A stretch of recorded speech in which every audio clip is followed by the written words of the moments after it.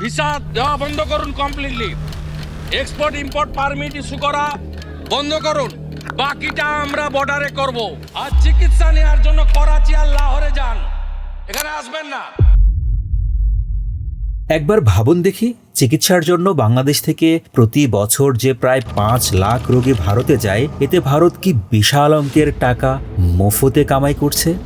এছাড়া রোগীর সাথে যে আরও কয়েক লাখ সফরসঙ্গী যায়, তাদের থাকা খাওয়া ইত্যাদি বাবদ যে অর্থ খরচ হয়, এটা কত হতে পারে।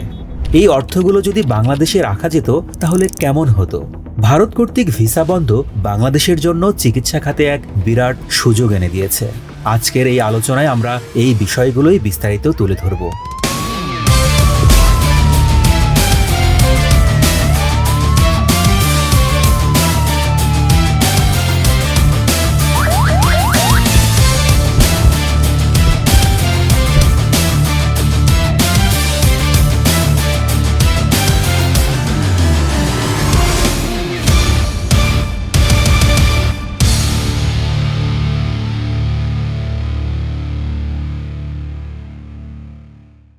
এই তো কয়েক মাস আগেও লাখে লাখে বাংলাদেশি রোগী চিকিৎসার জন্য ভারতের কলকাতা, চেন্নাই, বেঙ্গালুরু ও মুম্বাইয়ের মতো শহরে যেত।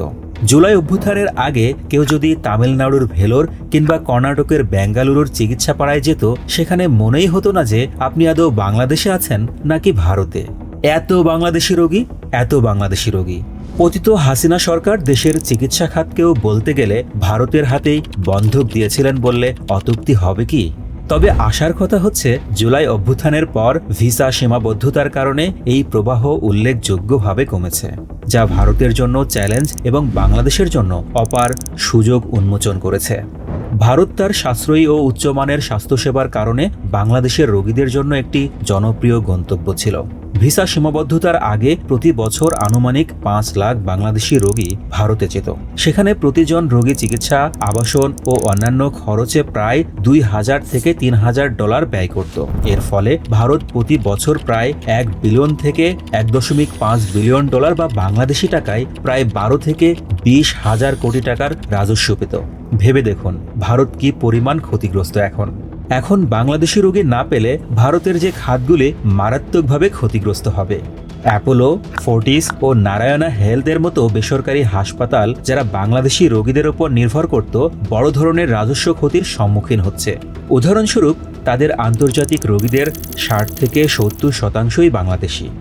হোটেল, রেস্তোরাঁ ও পরিবহন পরিষেবার মতো সেবাদানকারী খাতগুলি যারা মেডিকেল ট্যুরিস্টদের সেবা দিত, তারা বড় ক্ষতির মুখে পড়েছে। এতে বছরে প্রায় আরও $1 বিলিয়ন, যা বাংলাদেশি টাকায় প্রায় 12,000 কোটি টাকা সমপরিমাণ ক্ষতির সম্মুখীন হবে ভারত।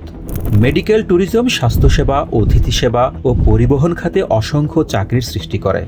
বাংলাদেশি রোগীর প্রবাহ কমে যাওয়ায় দোভাষী, কোঅর্ডিনেটর ও চিকিৎসা কর্মী তথা ডাক্তার ও নার্সদের চাকরিও ঝুঁকিতে পড়েছে। ভ্রমণ এজেন্ট ও ট্যাক্সি চালকদের মতো আনুষঙ্গিক সেবা প্রদানকারীদের পথে বসার উপক্রম হয়েছে।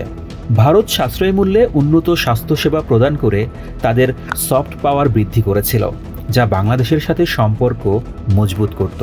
এই সুযোগ সীমিত হওয়ায় ভারত তার এক কৌশলগত প্রভাব হারানোর ঝুঁকিতে পড়েছে, যেখানে অন্য দেশগুলি এই শূন্যস্থান পূরণ করতে পারবে না। কারণ বাংলাদেশ 18 কোটি জনগণের বিরাট এক ভোক্তা শ্রেণী। এবার আসা যাক বাংলাদেশ এতে কিভাবে ফায়দা তুলতে পারে। ভারত গরু রপ্তানি ও চোরাচালান বন্ধ করায় আজ বাংলাদেশ গরু খামারে ছেয়ে গেছে।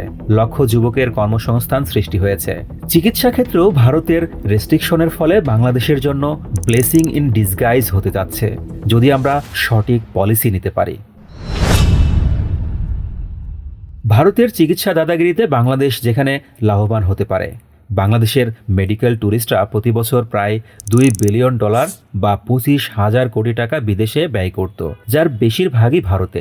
এই ব্যয় দেশে ধরে রাখতে পারলে বিপুল পরিমাণ বৈদেশিক মুদ্রা সাশ্রয় সম্ভব হবে। ফলে চলতি অ্যাকাউন্টের ঘাটতি উল্লেখযোগ্যভাবে কমে যাবে। স্বাস্থ্যসেবা পরিকাঠামো ও পরিষেবাগুলিতে পুনঃবিনিয়োগ করা সম্ভব হবে। আত্মনির্ভরশীল হতে হলে বাংলাদেশকে তার স্বাস্থ্যসেবা ব্যবস্থার ঘাটতি পূরণে সরকারি ও বেসরকারি বিনিয়োগ করতে হবে। উন্নত চিকিৎসা সুবিধা নির্মাণে সরকার সম্পদ বরাদ্দ করতে পারে, বিশেষত কার্ডিওলজি, অনকোলজি ও অঙ্গ প্রতিস্থাপনে। উদাহরণস্বরূপ বঙ্গবন্ধু শেখ মুজিব মেডিকেল বিশ্ববিদ্যালয় তার সক্ষমতা বাড়িয়ে অ্যাপোলো হাসপাতালের মতো পরিষেবা প্রদান করতে পারে। বেসরকারি উদ্যোক্তাদের বিশ্বমানের হাসপাতাল প্রতিষ্ঠায় উৎসাহিত করলে প্রতিযোগিতা বৃদ্ধি পাবে ও পরিষেবার মান উন্নত হবে। উদাহরণস্বরূপ স্কয়ার হাসপাতাল ও ইউনাইটেড হাসপাতাল উন্নত চিকিৎসা সরঞ্জাম এবং বিশেষজ্ঞ প্রশিক্ষণ কর্মসূচির জন্য বিনিয়োগ আকর্ষণ করতে পারে। এছাড়াও তুরস্ক চিকিৎসা সেবাতে ইতিহাস সৃষ্টি করেছে। G2G ভিত্তিতে বাংলাদেশ সরকার তুরস্ক সরকারকে এদেশে বিনিয়োগে আহ্বান জানাতে পারে। স্বাস্থ্য খাতের উন্নয়ন ডাক্তার, নার্স ও মেডিকেল টেকনোলজিস্টদের জন্য হাজার হাজার চাকরির সুযোগ সৃষ্টি করতে পারে। বিশেষায়িত স্বাস্থ্যসেবা ভূমিকার জন্য প্রশিক্ষণ কর্মসূচি দেশের দক্ষ জনশক্তি বাড়াতে সহায়ক হবে। প্রতি বছর বাংলাদেশে প্রায় 50,000 চাকরি স্বাস্থ্যসেবা পরিকাঠামোতে বিনিয়োগের মাধ্যমে সৃষ্টি হতে পারে।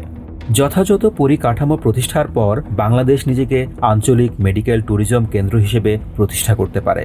প্রতিযোগিতামূলক মূল্য নির্ধারণ ও দক্ষ পেশাদারদের মাধ্যমে বিদেশি রোগীদের আকর্ষণ করা সম্ভব।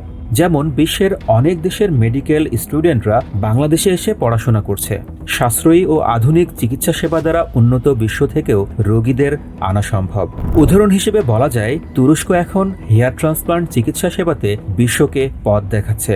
বাংলাদেশও এরকম কোনো একটি নির্দিষ্ট সেবার প্রতি অধিক গুরুত্ব দিতে পারে। বাংলাদেশ থাইল্যান্ড ও সিঙ্গাপুরের সফল মডেলগুলি গ্রহণ করতে পারে, যেখানে সরকারি বেসরকারি অংশীদারিত্ব স্বাস্থ্যসেবার মান বাড়িয়েছে।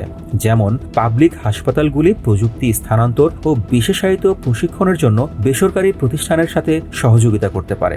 আর এর জন্য কৌশলগত পদক্ষেপ হিসেবে এক স্বাস্থ্য শিক্ষায় বিনিয়োগের মাধ্যমে দক্ষ পেশাদার ডাক্তার ও নার্সের সংখ্যা বৃদ্ধি করা, 2 পরিকাঠামো উন্নয়নের মাধ্যমে আধুনিক ডায়াগনস্টিক সরঞ্জাম সহ অত্যাধুনিক হাসপাতাল নির্মাণ করা, 3 মেডিকেল গবেষণা ও উদ্ভাবনে উৎসাহ প্রদান ও বিনিয়োগ করা, 4 সাশ্রয়ী স্বাস্থ্যসেবা নীতি যেমন চিকিৎসা ভর্তুকি ও স্বাস্থ্য বীমা চালু করতে হবে। পরিশেষে বলা যায়, বাংলাদেশি নাগরিকদের জন্য ভিসা সীমাবদ্ধতার সিদ্ধান্ত ভারতের জন্য ব্যাপক অর্থনৈতিক ক্ষতি ডেকে এনেছে। বিপরীতভাবে এই পরিস্থিতি বাংলাদেশের জন্য স্বাস্থ্যসেবায় আত্মনির্ভর হওয়ার একটি অনন্য সুযোগ সৃষ্টি করেছে। পরিকাঠামো, শিক্ষা ও গবেষণায় বিনিয়োগের অগ্রাধিকার দিয়ে বাংলাদেশ তার স্বাস্থ্যসেবা ব্যবস্থাকে একটি শক্তিশালী ও স্বনির্ভর মডেলে রূপান্তর করতে পারে। এটি শুধু বৈদেশিক মুদ্রায় সাশ্রয় করবে না, বরং বাংলাদেশকে একটি আঞ্চলিক চিকিৎসা পরিষেবা প্রদানকারী নেতা হিসেবেও প্রতিষ্ঠা করবে অদূর ভবিষ্যতে। বাংলাদেশের কি মনে হয় ভারতের এ ধরনের পদক্ষেপ গরুর মতো বাংলাদেশের চিকিৎসা সেবাতেও সুফল বয়ে আনবে? তা মন্তব্য করে আমাদের জানাতে পারেন। সে পর্যন্ত আমাদের চ্যানেলটি সাবস্ক্রাইব করে আমাদের সাথেই থাকুন। আশা করি দেশপ্রেমিক জনগণ হিসেবে আপনারা সাথে থেকে আমাদেরকে এরকম আরও বিশ্লেষণমূলক ভিডিও তৈরি করতে উৎসাহ প্রদান করবেন।